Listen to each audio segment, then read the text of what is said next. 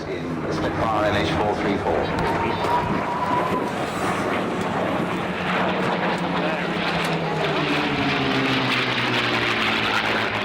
Designed at two slightly different times to do two different jobs.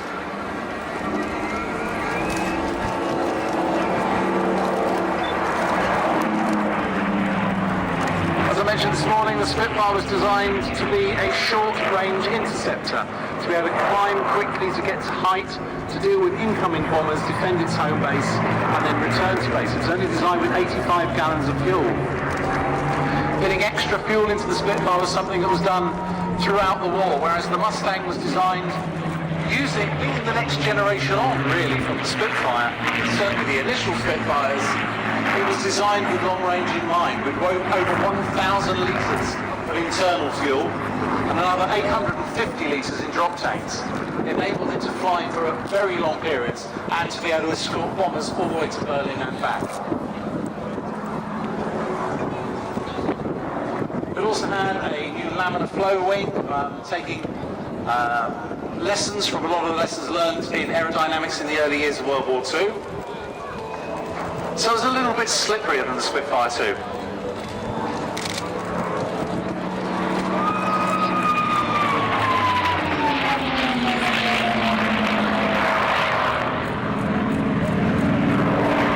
Marvellous wine there from the Mustang, of course, from the young ports.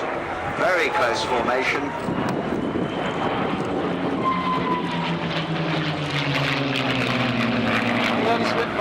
Take out of choice echelon port, but there you are. Perhaps I shall ask him sometime. An interesting little note.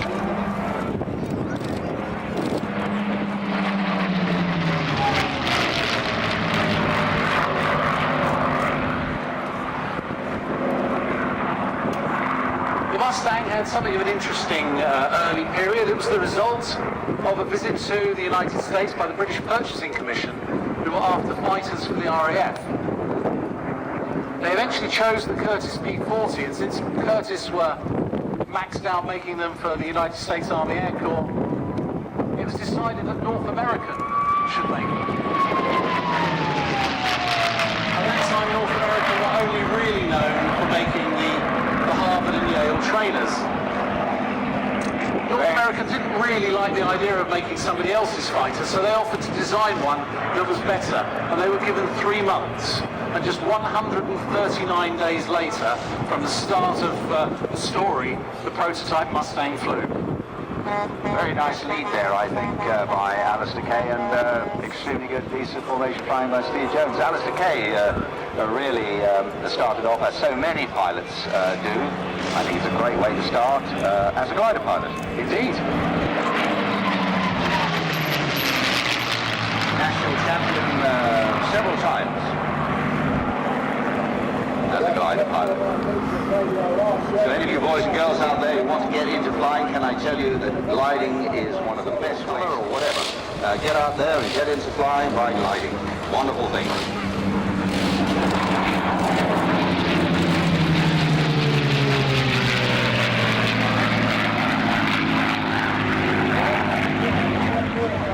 You get way more power.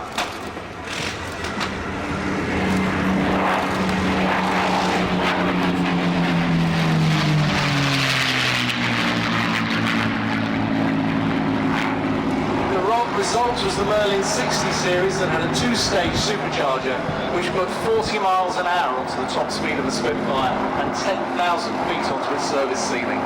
Interesting change of lead there. We have Steve Jones in the front and the Mustang now echelon starboard, no less.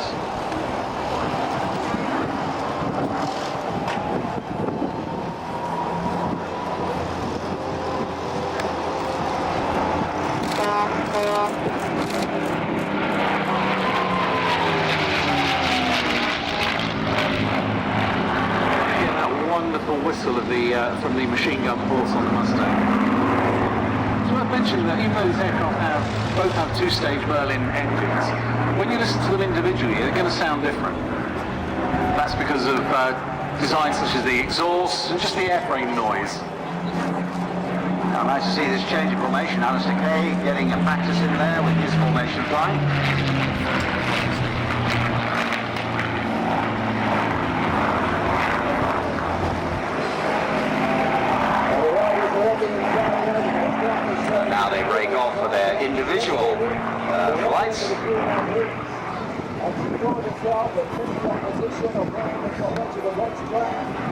First in Alistair Kay in the P51 Mustang.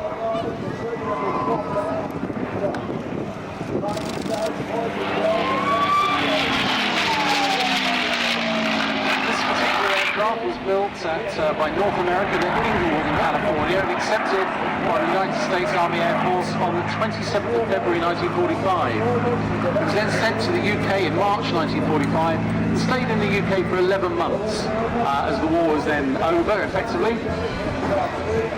And it was back to Newark in 1946.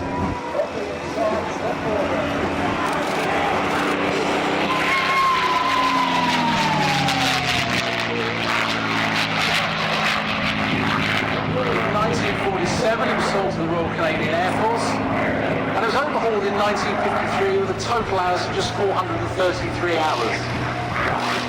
It then flew for another 81 hours before going into storage, and in 1957 was sold into private hands. Now, to give you an idea how much the value of these aircraft has changed, it was sold in 1962 for just $5,400.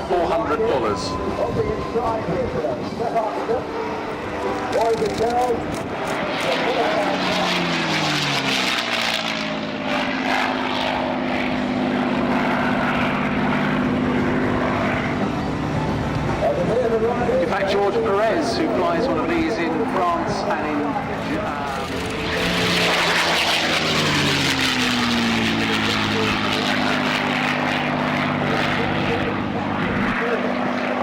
in 1980, this aircraft was sold to Stephen Gray, and for many years it was the famous Candyman Moose. Now, coming in from the left, we have MH434, one of the most famous Spitfires in the world.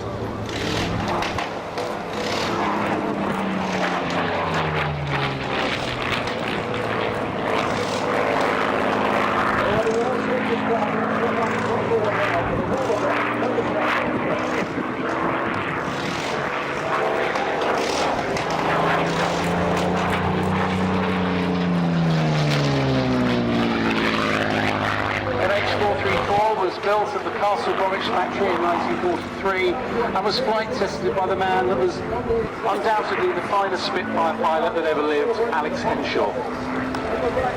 Then went to 222 Squadron, flown by Henry Lardner Burt, and scored 7.5 kills.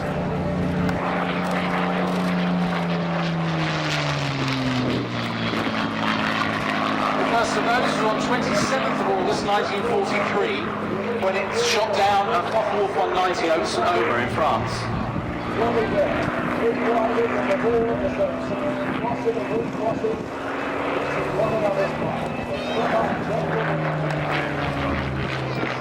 And I know many of you, ladies and gentlemen, will have seen this aircraft flown as the beloved mount of Ray Hanna. And of course before that, Neil Williams. And Neil Williams too. So it's had 3 of the top 3 Spitfire pilots ever flying it.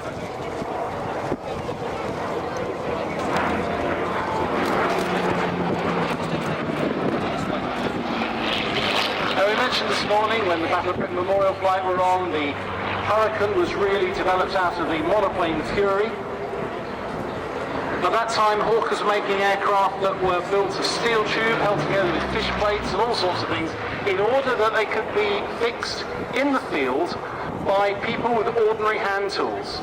At that time, the metal monocoque, the stress-skin construction of the Spitfire, was very new. It was a new technology like carbon fibre is now. So aircraft weren't really being made like that.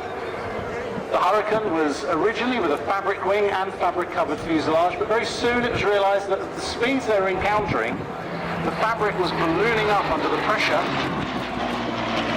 and causing even more drag. So a metal wing was very quickly designed and was in service by 1940 and could take a lot of punishment.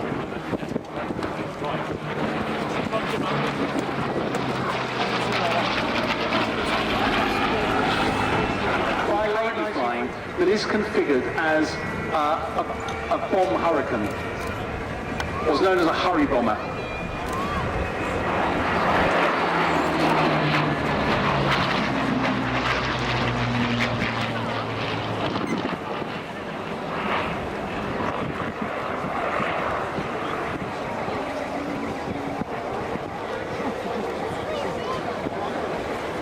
was the relative complexity of the Hurricane's structure that meant for many years it was just not economic to rebuild. Now been rebuilt.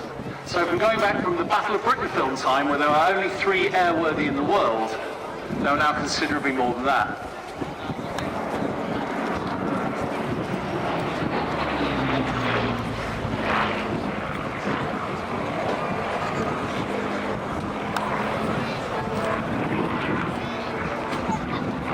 This aircraft is one of those that has benefited from that investment in tooling and parts. This aircraft was where against a Hurricane where you need about 30,000 hours to rebuild one.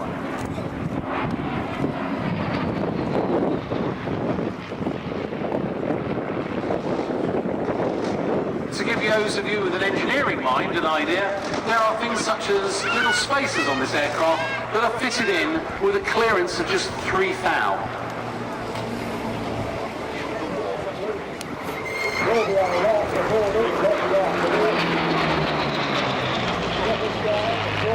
Many of these aircraft found their way onto farms all around Canada as a really useful source of nuts and bolts and tubing, and they were gradually stripped out. Some of those hulks have been rescued in more recent years and returned to pristine aeroplanes like this one.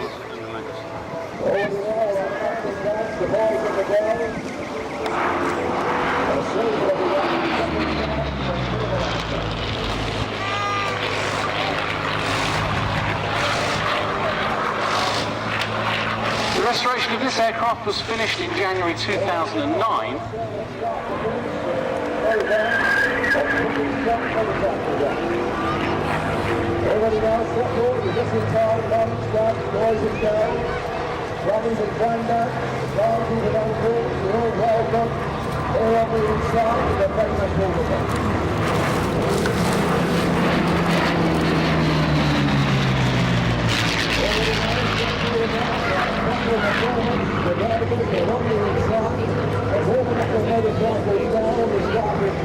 So, ladies and gentlemen, please put your hands together for Peter Teichmann.